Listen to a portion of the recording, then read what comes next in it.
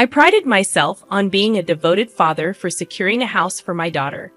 However, my husband, without consulting me, decided to use my money to purchase a luxury apartment. Frustrated by his audacious plan, I swiftly responded by presenting him with divorce papers. In the face of my unexpected move, my husband was taken aback, clearly unprepared for such a turn of events. With a smirk, Jocelyn Anderson, a 50-year-old office worker with a passion for French since my student days, initiated what I considered the real retaliation. Let me take you back a bit. I had been married at 23, but my first husband passed away just 6 months into our marriage due to a tragic traffic accident caused by a drunk driver. Although I received $500,000 as insurance money, no amount of wealth could bring my late husband back. During that period of mourning, Ernest Anderson, a compassionate colleague from the same company, provided solace by lending a patient ear to my stories. Gradually, our connection deepened, leading to our remarriage when I was 25. Fast forward to the present, and my daughter, Christina, now an independent illustrator, had stirred tension in our family. Disagreements over her education arose during her senior year of high school. Ernest had always imposed his ideal path for Christina, envisioning her attending a prestigious university and pursuing a conventional career in a big corporation. His expectations clashed with Christina's passion for illustration, a talent she had cultivated since childhood. Despite my initial support for Ernest's educational decisions, I found myself at odds with him when Christina expressed her desire to attend an art university to become an illustrator.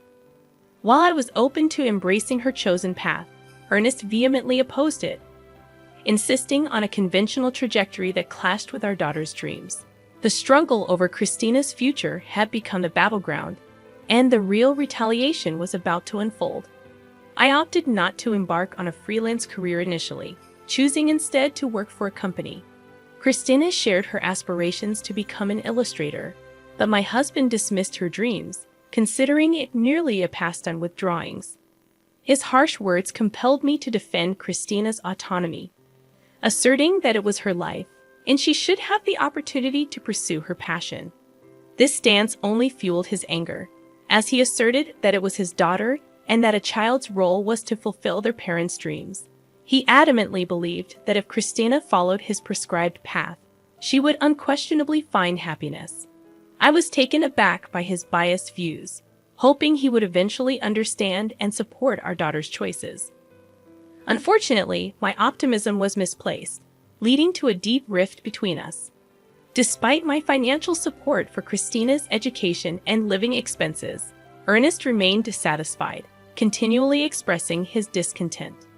Even after Christina successfully gained admission to her preferred art university and secured a job as an illustrator, Ernest refused to acknowledge her achievements. His complaints persisted, questioning the worth of the money spent on tutoring and labeling her a failure. Christina, resilient in her pursuit, worked energetically, occasionally sacrificing weekends and sleep for her craft. However, Ernest's attitude towards her job remained unchanged. Moreover, he became harsher towards me for supporting Christina, criticizing everyday aspects of our household. Realizing this was his true nature, I found staying at home increasingly painful. Fortunately, our work roles in different departments at the same company spared me from daily confrontations. Yet, amidst this strained dynamic, Ernest surprisingly declared his intention to buy Christina a luxury apartment, citing her importance as his daughter. Despite his apparent disdain for her career choice, this sudden change in attitude raised suspicions, prompting me to question his motives. Doubts crept into my mind about whether Ernest even had the financial means to purchase a luxury apartment. Observing my reaction, he coldly smirked and disclosed his plan, stating that I would be the one footing the bill. Shocked, I protested, urging him not to make such decisions without consulting me. Angrily, Ernest snorted, revealing his knowledge of the $500,000 insurance money from my late husband, suggesting I use it to fund the apartment. He callously declared his intent to live there with Christina, emphasizing that both she and I were ultimately his possessions. Fueled by a fierce anger, I could not fathom his vindictive scheme and the audacity to exploit crucial insurance money for such a purpose. In response, I retaliated without mercy, presenting him with divorce papers. Astonished, Ernest likely hadn't anticipated my preparedness. But this marked the commencement of my real retaliation. Facing him with a smirk, I explained my long-standing lack of trust in someone who discriminated against his own daughter and expressed my exhaustion with constant criticism. I disclosed my decision to divorce him, clarifying that I had been contemplating it for a while, waiting for the opportune moment. Seizing on his earlier mention of divorce, I handed him the papers, urging him to file quickly if he desired freedom. Initially dismissing it as a joke, Ernest reacted angrily when confronted with the reality of divorce. My anger peaked as he attempted to downplay the situation. Unperturbed, I insisted he accept the divorce papers, emphasizing the incomprehensible principles behind his actions. Threatening legal consultation, Ernest reluctantly received the papers, still claiming it was all a jest. Concerned about potential retaliation, I swiftly left the house, submitting the divorce papers to the city court. I promptly informed Christina about the outrageous behavior, and she too expressed fury. She condemned her father's actions and offered solace, suggesting that I stay at her apartment for a while. So, I made the decision to spend the night at Christina's place. That evening, we delved into discussions, meticulously planning our next moves against Ernest. About a week later, on holiday, Christina and I paid a visit to Ernest's house, the place I had called home until just a week prior, now feeling like a distant stranger's abode. Upon ringing the doorbell, Ernest swiftly emerged, adopting a condescending gaze as he questioned our purpose. He arrogantly assumed we had come to apologize for everything. Despite the infuriating condescension, I suppressed my anger and spoke in a meek, apologetic tone, claiming that I had indeed come to apologize for my wrongdoings. Christina, playing the role of a repentant daughter, echoed my sentiments.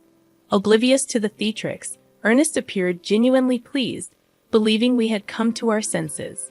However, his curiosity was piqued when he noticed the bags we carried, bags so full they were on the verge of bursting, tied up tightly to conceal their contents.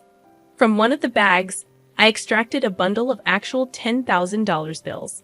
Expressing remorse for my actions, I offered him some of my late husband's insurance money, urging him to use it to live in the luxury apartment with Christina.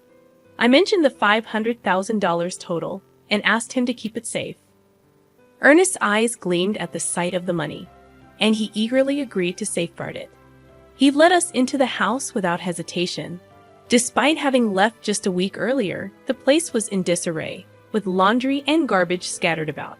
Suppressing laughter, I imagined Ernest's struggle to maintain the house on his own. Christina and I placed the bag's contents into the safe, excluding the $10,000 bundle. Fortunately, when Ernest went to the kitchen to make coffee, he remained oblivious to our actions. After returning to Christina's apartment, I grabbed the bags and left for a new place on my own. Christina bid me farewell with a smile, assuring me she would contact me once she was settled.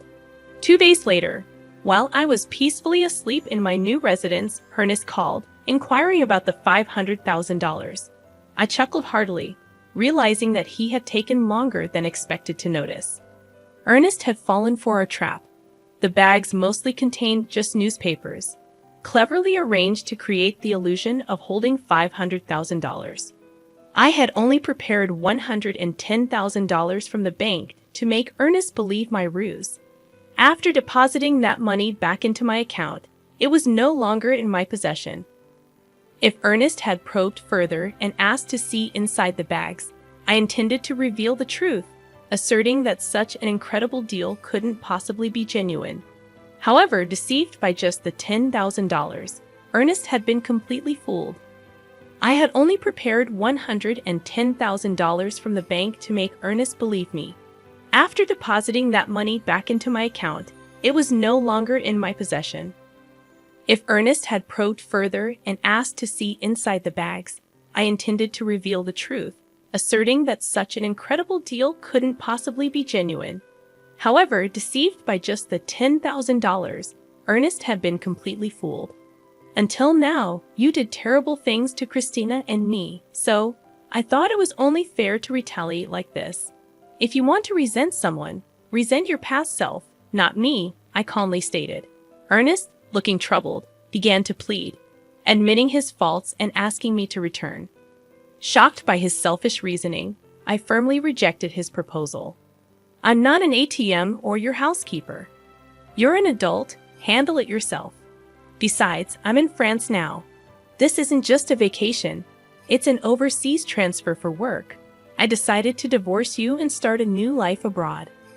I revealed, explaining my decision to pursue my dreams and escape from him.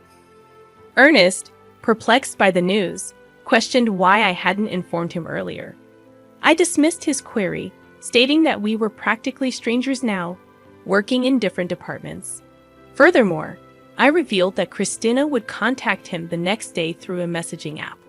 The following day, amidst the early hours due to the time difference, I initiated a video call through the messaging app with Ernest and Christina. Christina began expressing her sentiments, reminiscing about her childhood adoration for Ernest, but quickly transitioning to her current disdain.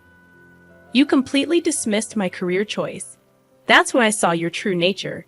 You just wanted to control me. There was no love. Now, I hate you and never want to see you again. This call is the last time we'll speak. I'm cutting ties, Christina declared firmly, leaving Ernest visibly distressed.